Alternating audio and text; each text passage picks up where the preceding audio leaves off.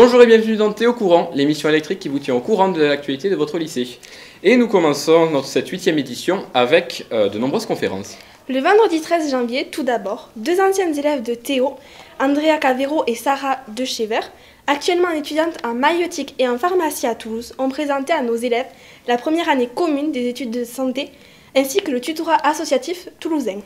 Mardi 31 janvier, c'était au tour de Yann Rotella, ancien élève du lycée, actuellement doctorant en mathématiques à l'INRIA à Paris, de tenir une conférence sur la cryptographie devant un amphithéâtre comble.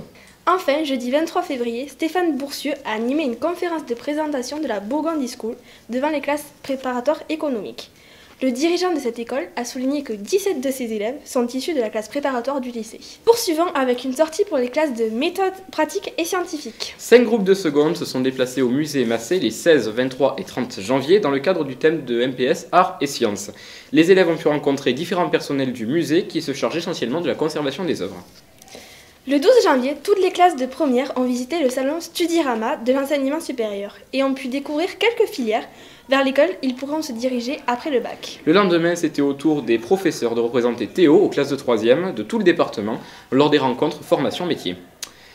Nous restons dans le domaine de l'orientation avec les journées portes ouvertes. Le samedi 28 janvier, de nombreux futurs théophiliens, accompagnés de leurs parents, sont venus visiter leur futur établissement. C'était également l'occasion pour les lycéens de visiter les classes préparatoires économiques et scientifiques. Dans le cadre du comité d'éducation à la santé et à la citoyenneté, les élèves de première ont été sensibilisés à l'importance du sommeil du 20 au 25 avril. Au programme, séances de relaxation et informations sur les différents mécanismes du sommeil. Poursuivons avec une autre intervention pour les secondes cette fois. Le jeudi 23 février, les classes de seconde ont participé à des interventions sur la sécurité routière. Au programme, simulation d'accidents et sensibilisation au respect du code de la route, ainsi qu'au port du casque. Le 27 février, la classe de seconde 9 est allée visiter le centre médico-sportif de Tarbes avec Madame Plagnot. Ce centre propose aux athlètes tarbais de se préparer, entre autres, aux compétitions. Revenons maintenant sur le carnaval de Théo. Ce rendez-vous incontournable du lycée, organisé pour la deuxième année consécutive par la Maison des lycéens le 1er mars, a connu, une fois de plus, un vif succès. Dès 10h, des dizaines d'élèves déguisés se sont rassemblés dans la grande cour pour participer au défilé et assister aux différentes prestations musicales ou humoristiques. Retrouvez toutes les photos et vidéos du carnaval sur theonet.fr. Et nous poursuivons avec une nouvelle distinction sportive en UNSS.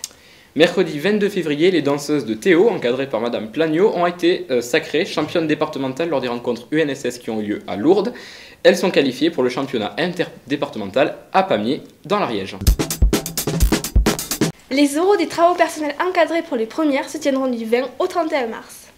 La semaine de la presse et des médias organisée par le Clémy aura lieu du 20 au 25 mars. 3 voyages en Espagne sont programmés. Les terminales de Monsieur Somacol se rendront à Barcelone du 27 au 31 mars. Du 28 au 31 mars, ce seront les élèves de Monsieur Negro qui iront du côté de Salamanque. Enfin, les premières CETES se rendront à Malaga du 25 avril au 1er mai. Le concours national de la résistance aura lieu le 24 mars. Le 11 mai, les premières 3 et les premières 4 ES visiteront le camp de Gurs dans le Béarn. C'est la fin de cette édition. Retrouvez toute l'actualité du lycée sur theonet.fr. Retrouvez-nous également sur Facebook, Twitter et YouTube. Rendez-vous au mois de mai pour un nouveau Théo Courant.